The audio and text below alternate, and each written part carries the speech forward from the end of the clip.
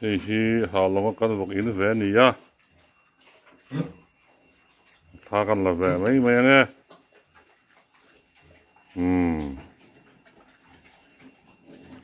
thì vật in con vật quý thì anh đầu tiên với lý này là tu là hiện con thì về, à phải mấy cái này,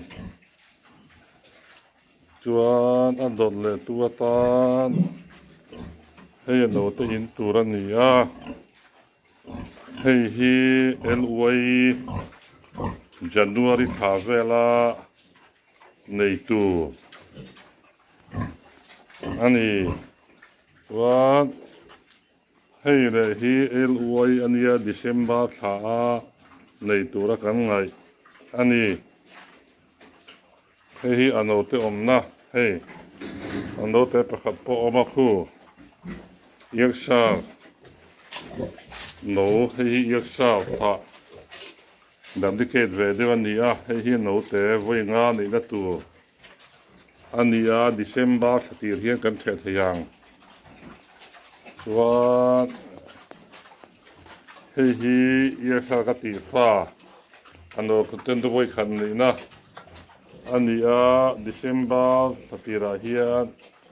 a the thayang in hei hi ano te omna ani a hei hi salampang no te khu mi khu he lampang ia sa no te ti lon da ani ti chuan hei hi kan vok pakhat December thir te November to pa the ani hei hi adu tan lak thei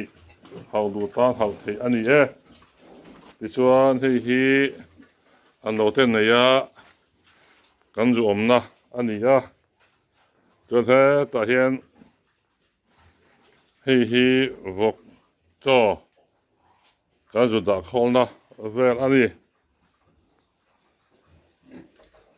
hei hi tal tu in chi som ni le panga kati in chi som thum le panga ani a hei ano te kan da han vel kan da la tur ni a khu lai ku khu a tui in da tu ka siam le me ka ni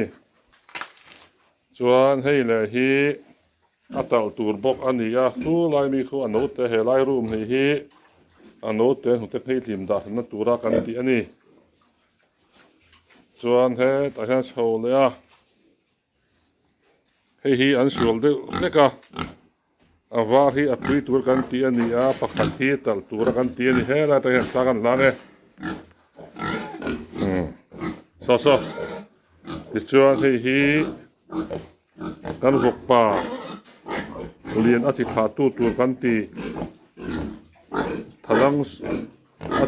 a chang do tu chi kan ti ani a ke na ra wang hian atil lak kan be se le dewa tu hian tha thei tan to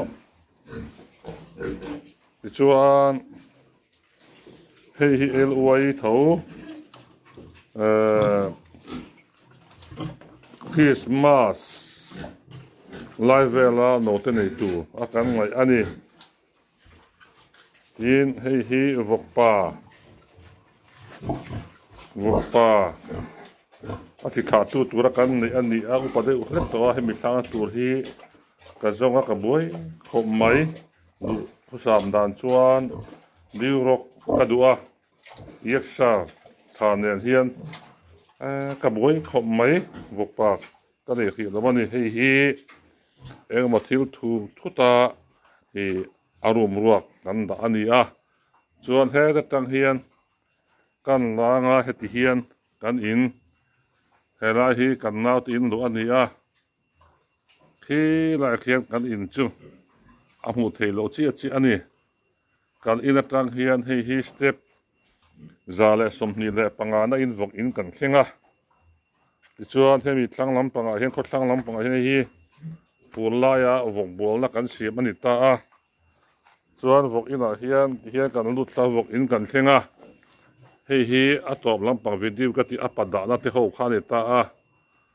so mi so englo om na le ta a so chuan so lai kil so kan ri atur da dak tak han ni ti hian vok in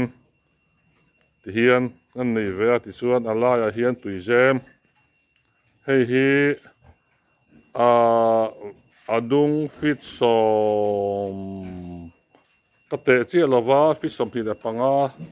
fit som thu matling mai thia wang hi fit som pa rial vel ani ka ringa chuan om thleng vel ani chu kan vok in nei dan ani a chu aizola hian min du sak de tu mi pakhat sat khar ka neya chumi tan chuan voin chu video kan la a vok cho chu ka mamo min pe a kalom ma ke kalo du am si akadil bel le mi pe da tum yom takani ming chu ka sei ri khi lo mayanga hi thing tlang ke ni haulong ko atanga ka mala ve ani a kanon a video in December ni sa ti som ti da pathuma kalak ani